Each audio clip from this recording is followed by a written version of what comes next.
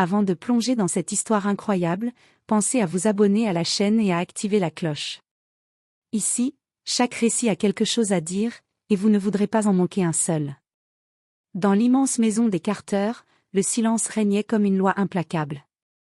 Les couloirs brillants, autrefois remplis de rires et de discussions animées, étaient maintenant glaciales, hantés par l'inquiétude et la peur. 6 mois s'étaient écoulés depuis l'accident de Madame Evelyn Carter, une femme riche et influente d'Atlanta. Depuis ce jour fatidique, elle était plongée dans un coma profond, son corps allongé sur un lit d'hôpital installé dans l'une des suites les plus luxueuses de sa demeure. Les médecins avaient épuisé toutes les options. Les machines bipaient régulièrement, signalant chaque souffle, chaque battement de cœur. Pour eux, Evelyn n'était plus qu'un cas clinique, un chiffre dans leur rapport, une patiente où la science semblait avoir échoué. Même les traitements expérimentaux les plus coûteux n'avaient rien pu faire. Ses proches, eux, oscillant entre espoir et désespoir, restaient figés devant son silence, incapables de comprendre pourquoi une femme si forte et indépendante s'était effacée de la vie. Son mari, Robert Carter, un homme d'affaires respecté mais souvent distant, passait ses journées à consulter ses dossiers et à recevoir des appels professionnels, comme si l'accident n'était qu'un contretemps temporaire. Ses enfants, Victoria et Nathaniel, faisaient semblant de sourire, mais dans leurs yeux brûlait une inquiétude muette. Ils avaient appris à ignorer la souffrance, mais le silence d'Evelyn les écrasait.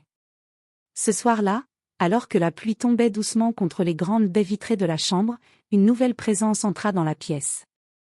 Dr. Marcus Jefferson, jeune médecin noir récemment affecté à l'hôpital de la famille Carter, observa Evelyn avec une intensité rare. Contrairement à ses collègues, il ne voyait pas simplement un corps immobile. Il voyait une femme qui avait vécu, aimé, combattu, une âme en attente de retrouver le monde. Il s'agenouilla doucement à côté de son lit, laissant ses mains effleurer les couvertures avec respect. Ses yeux brillaient d'une détermination que ni le temps ni la richesse n'avaient pu éteindre.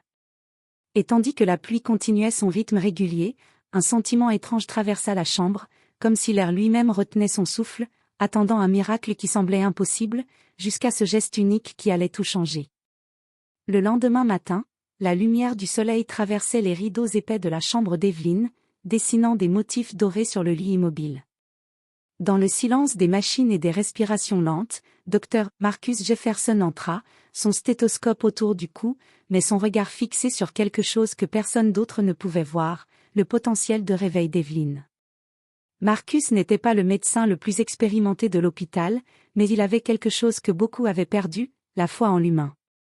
Depuis son arrivée, il avait passé des heures à observer les patients dans le coma, cherchant des signes que la médecine traditionnelle ne pouvait détecter. Avec Evelyn, il sentit immédiatement une présence.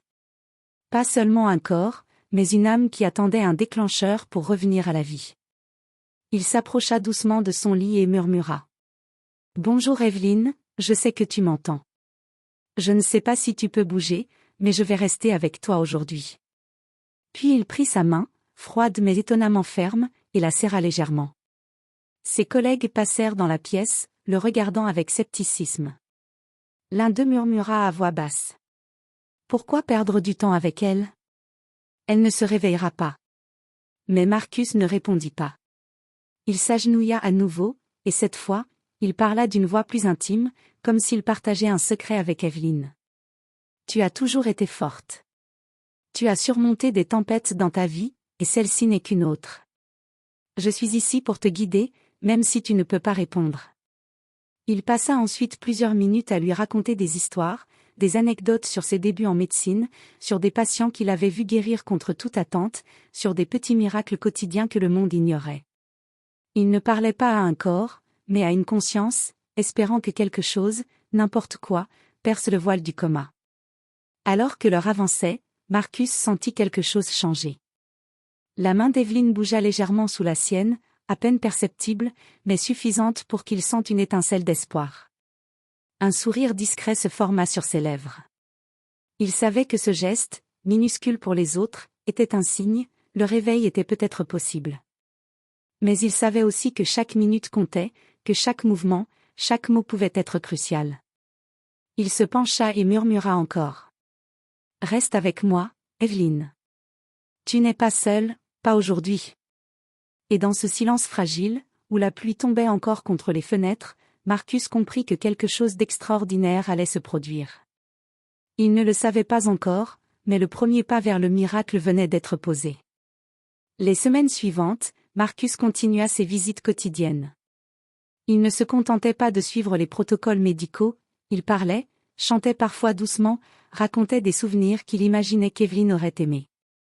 Ses collègues commençaient à murmurer à son sujet, certains admiratifs, d'autres irrités par ce qu'ils considéraient comme une perte de temps. Mais Marcus restait imperturbable. Un soir, alors que le soleil disparaissait derrière les immeubles d'Atlanta, laissant place à une lumière dorée tamisée, Marcus entra dans la chambre. Evelyn semblait plus fragile que jamais. Sa respiration était régulière, mais lourde, presque comme si elle portait le poids de tous ces mois d'inaction. Marcus s'assit près d'elle, prit sa main et dit doucement. « Evelyn, regarde-moi. Je sais que tu m'entends. Respire avec moi, 1, 2, 3. » Il synchronisa son souffle avec le sien, lentement, méthodiquement, créant un rythme presque hypnotique. Puis, d'un mouvement simple mais profondément humain, il effleura son front avec ses doigts, un geste de chaleur et de connexion, de foi et d'espoir. Au début, rien ne se produisit. La pièce était silencieuse, seulement brisée par le souffle des machines et le léger craquement du parquet. Marcus resta là, immobile, ses yeux fixés sur Evelyn. Puis, presque imperceptiblement, une paupière trembla. Un léger frisson parcourut son bras sous la main de Marcus. Et puis, enfin, les yeux d'Evelyn s'ouvrirent. Lentement, douloureusement, mais ils s'ouvrirent. La lumière de la chambre se refléta dans ses iris bruns, remplis de confusion, de peur, et d'une reconnaissance inexplicable. Elle murmura faiblement. « Qui êtes-vous » Marcus sourit, ses yeux brillants d'émotion mais calmes. « Quelqu'un qui croyait que vous pouviez revenir. » Pour la première fois depuis des mois, Evelyn inspira profondément, comme si elle reprenait possession de son corps, de sa vie. Sa famille fut appelée en urgence et arriva, stupéfaite, pour voir ce miracle vivant devant leurs yeux. Le monde semblait s'être arrêté quelques instants, suspendu à ce souffle retrouvé, à ce simple geste qui avait fait basculer l'impossible. Dans ce moment, Marcus comprit que parfois, la médecine n'était pas seulement une question de protocole ou de technologie. Parfois, un simple geste humain, fait avec sincérité et cœur, suffisait pour réveiller ce que l'on croyait perdu à jamais. Le lendemain matin, la chambre d'Evelyn baignait dans une lumière douce et paisible. Les machines bipaient encore, mais leur rythme semblait maintenant moins oppressant, plus harmonieux avec la respiration retrouvée de la patiente. Evelyn ouvrit les yeux avant l'arrivée de sa famille, regardant autour d'elle avec curiosité, comme si elle découvrait un monde qu'elle avait oublié. Elle vit Dr. Marcus Jefferson assis près de son lit, une tasse de café encore chaude à ses côtés. Son visage était calme, mais ses yeux reflétaient l'intensité de ce qu'il venait d'accomplir. Evelyn tenta de parler, sa voix faible et rauque, mais pleine d'émotion.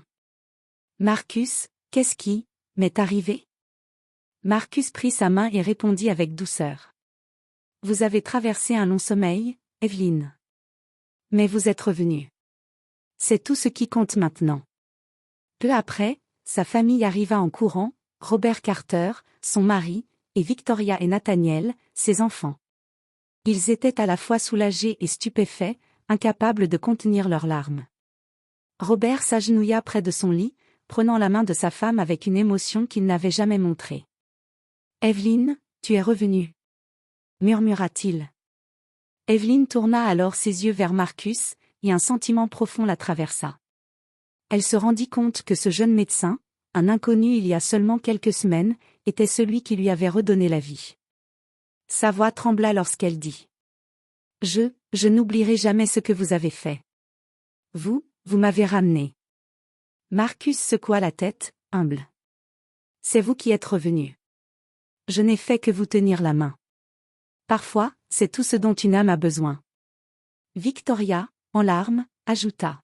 « Papa, Marcus a sauvé maman. Il a fait l'impossible. » Ce moment resta gravé dans leur mémoire comme un miracle quotidien, un mélange d'émotions, de soulagement et de reconnaissance. Evelyn comprit aussi que ce réveil n'était pas seulement physique.